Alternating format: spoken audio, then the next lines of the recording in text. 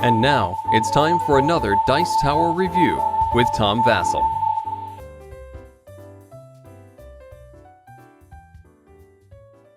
If it's a Fragor game, it's about animals. And apparently, many times, it's about racing animals. We had Leapfrog, which frogs were racing basically to avoid death. And then last year, we see the game right here behind me, Snow Tails, which was a very good game about dog sledding. This year, they've come out with Savannah Tails, which is about the very popular sport of ostrich racing. Well, let's look at this game, and then I'll tell you what I think about it. You can make any racetrack you want with this game. I made a very, very simple one here. But there are plenty more cards to make a huge, long, or short racetrack, any kind of shape you want. And then players are going to be racing around a little wooden ostrich that will be running around the board. They start here behind the start line, and the race begins. At first, turn order is basically just determined randomly. But after that, whoever is farthest in the front gets to go first. If there's a tie, whoever's in the front, for example, here, purple gets to go, then yellow. But if they are in the same row, then whoever's closer to the baobab tree is in first place. So here, yellow gets to go before purple. When it's your turn, you basically play a card from your hand. Players will have 4 cards in their hand. They pick one of these to play, and then they draw a new one. So here I play a 3 yellow. Now, whenever you play a card, it matches one of the 4 colors on the board. Black, yellow, blue, or red. Your ostrich will move the number on the space, but you must move towards the color that you're playing and eventually land up on the color. So, for example, if the purple here played a 3 yellow, he can do this, 1, 2, 3, or he could go 1, 2, 3. Either way, as long as he ended up on the yellow, he couldn't bounce back and forth, 1, 2, 3. Once he hits the yellow, he has to stay on the yellow. If yellow played the card, they would have to stay on the yellow. 1, 2. Unfortunately, they wouldn't be able to go any farther because their purple is in the way of them. And so players will have different cards in their hands that go up to 6 of the different colors in the game, and they'll be drawing these and playing these and going around. The first person to cross the finish line is the winner, unless multiple people cross the finish line at the same time. Then whoever is the farthest ahead is the winner. Well, does that sound simple? It is simple, but the game offers a couple things to liven it up. First of all, the game, if you flip over each card, there are different obstacles on the card, and these obstacles do different things. For example, you have these porcupines, and here you have warthogs. When you go through a warthog, you discard all your cards and draw new ones. You have to stop in porcupines. There's lions. Here, I'll just turn the whole track over and make the whole track more deadly here, or at least more interesting. You can't go in a lion spot at all. So how do you avoid that?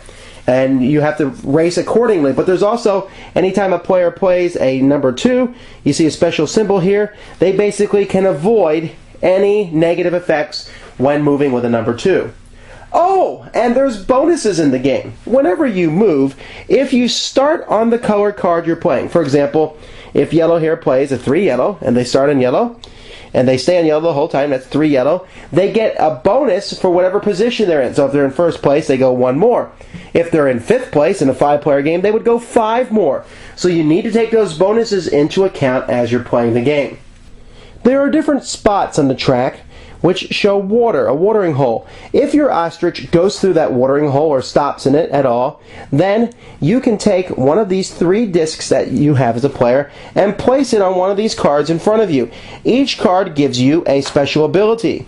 For example, if you put on this card, you get an additional card in your hand. You'll have 5 cards for the rest of the game instead of 4. If you place it on these 2, you get a one-time special ability. This gives you a 4 wild of any color. This allows you to jump over other ostriches. And then there's different ways that the cards can be turned over, so you can pick different special abilities each turn. The 3 I showed you were the ones that I showed the newcomers, but each player can decide which of the 3 abilities they're going to have over the course of the game, and it can make things interesting. You use them. Going through the water sometimes might be out of your way. A lot of them are placed on corners, but eventually you have to determine whether getting that special ability is worth maybe falling behind a little bit in the race. I really enjoy Savannah. Shut the door.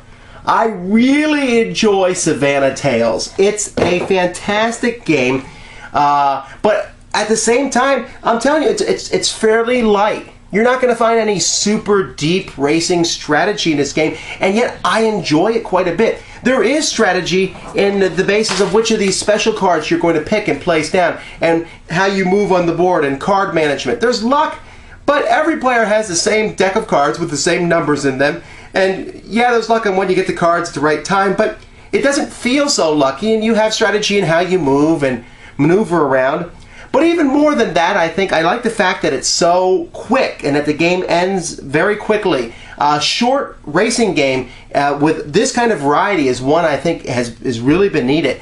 Games take maybe 15 to 20 minutes. They can handle up to 5 players. And while some people I played it with have found the game to be too light for their taste, for me, I really have a great time playing this. It's really good as a family game. My daughter plays with my wife and I, and we're all very even as we go down the course.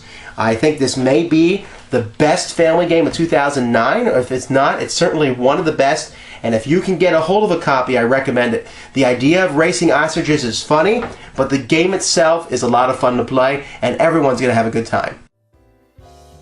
Thanks for joining us today.